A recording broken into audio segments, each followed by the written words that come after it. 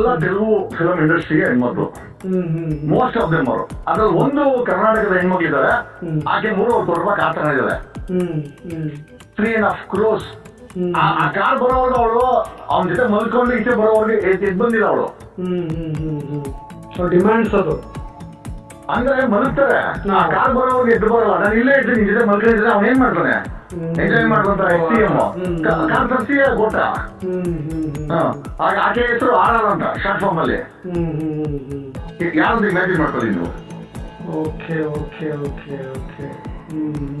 ಅಂತ ಆಗುತ್ತೆ ಜನಗಳಿಗೆ. ಈಗ ಹೇಳ್ದಲ್ಲ, 51 ವರ್ಷ ಆಗುತ್ತೆ. ನೀವು ಅದನ್ನ ಬಿಡಿಸಿ ಹೇಳುವಂತ ಅವಶ್ಯಕತೆನೇ ಇಲ್ಲ. ಇದು ನಮ್ಮ ಹಣ ಉಪಿ ಮಾಡ್ತಾರೆ. ಎರಡನೇದು, ಅದು ಸ್ವಚ್ಛವಾದಂತ ಸಾಂವಿಧಾನಿಕ ಕುರ್ಚಿ, ಯಾವುದೋ ನಮ್ಮ ಸಿಎಂ ಕುರ್ಚಿ, ಅದನ್ನ ಅಂದಿ ತರ ಕೂತ್ಕೊಂಡು ಗಲೀಜ್ ಮಾಡ್ತಾರೆ.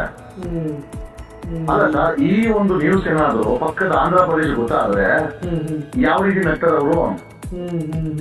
ನಮ್ಮ ಹೆಣ್ಮಕ್ಳನ್ನ ಕರ್ಕೊಂಡೋಗಿ ಎಂಜಾಯ್ ಮಾಡಿ ತಗೊಳಕಣ ಅಂತ ನಗಲ್ವಾ ಆಂಧ್ರ ಪ್ರದೇಶ ಜನರು? ಆಂಧ್ರ ಅವ್ರು ನೋಡಪ್ಪ, ಕನ್ನಡಿಗರು ಬೇಡಂತೆ, ಅವ್ರಿಗೆ ಮಜಾ ಮಾಡಕ್ಕೆ ತೆಲುಗು ಅವರೇ ಬೇಕಂತೆ. 106 ಕೋಟಿ ಅವ್ರಿಗೇನಾದ್ರು ಕಿವಿಗೆ ಬಿಟ್ಟರೆ ಏನಾಗುತ್ತೆ ನಮ್ಮ ಕರ್ನಾಟಕದ ಮರ್ಯಾದೆ? ಡೆಲ್ಲಿನಲ್ಲಿ ಅದು ಅಡ್ವೊಕೇಟ್ಸ್ ಒಂದು ಟೀಮ್, ಸುಪ್ರೀಂ ಕೋರ್ಟ್ ಅಡ್ವೊಕೇಟ್ಸ್ ಒಂದು ಟೀಮ್ ವರ್ಕ್ ಮಾಡ್ತಾ ಇದೆ. ಅಲ್ಲಿ ಸಪರೇಟ್ ವರ್ಕ್ ಮಾಡ್ತಾ ಇದೀವಿ, ಗ್ರೌಂಡ್ ವರ್ಕ್ ನಾವು ಕೋಆರ್ಡಿನೇಟ್ ಮಾಡ್ತಾ ಇದೀವಿ. ಆಮೇಲೆ ಈಗ ಎಲ್ಲರೂ ಮುಂದೆ ಬಂದು ಮಾತಾಡ್ಲಿಕ್ಕೆ ಆಗಲ್ಲ. ತುಂಬಾ ಸ್ಟ್ರಾಂಗ್ ಆಗಿದೆಯಾ? ಅಟ್ಲೀಸ್ಟ್ ಏನ್ ಡೆಫಿನೆಟ್ ಆಗಿಲ್ವಾ?